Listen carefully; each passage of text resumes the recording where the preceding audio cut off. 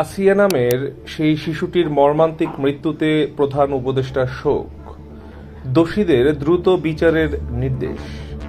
মাগুরায় নির্যাতিত শিশু আসিয়ার মৃত্যুতে গভীর শোক প্রকাশ করেছেন প্রধান উপদেষ্টা প্রফেসর মোহাম্মদ ইউনূস। তিনি এই ঘটনায় জড়িতদের দ্রুত বিচারের আওতায় আনার নির্দেশ দিয়েছেন। বৃহস্পতিবার 13 মার্চ প্রধান উপদেষ্টার প্রেস উইং থেকে এক বিবৃতিতে এই তথ্য জানানো হয়েছে। গত 8 মার্চ গুরুতর আহত অবস্থায় শিশুটিকে ঢাকার সম্মিলিত সামরিক হাসপাতালে ভর্তি করা হয়। চিকিৎসাধীন অবস্থায় আজ বৃহস্পতিবার দুপুর 1টায় শিশুটি শেষ নিঃশ্বাস ত্যাগ করে। ইন্না লিল্লাহি ওয়া ইন্না ইলাইহি রাজিউন।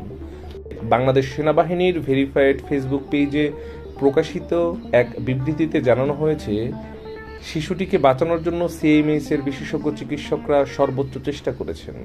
আধুনিক চিকিৎসা ব্যবস্থাও প্রয়োগ করে শিশুটির জীবন রক্ষা করা সম্ভব হয়নি। আজ সকালে শিশুটি 3বার কার্ডিয়াক অ্যারেস্ট হয়, যার মধ্যে 2বার স্থিতিশীল করা গেলেও তৃতীয়বার হৃদস্পন্দন আর ফেরানো সম্ভব হয়নি। শিশুটির মৃত্যুতে বাংলাদেশ সেনাবাহিনী গভীর শোক প্রকাশ করেছেন এবং শোকসন্তপ্ত পরিবারের প্রতি সমবেদনা জানিয়েছেন। একই সঙ্গে যে কোনো প্রয়োজনে তাদের পাশে থাকার অঙ্গীকার ব্যক্ত করেছেন। সেনাবাহিনী শিশুটির বিদেহী আত্মার মাগফিরাত কামনা করেছে। প্রধান উপদেষ্টা এই ঘটনার সঙ্গে জড়িতদের দ্রুত বিচারের আওতায় আনার নির্দেশ দিয়েছেন এবং দোষীদের কঠোর শাস্তির দাবি জানিয়েছেন। মেহেদী হাসান অনিম, সার্স, বিডি নিউজ।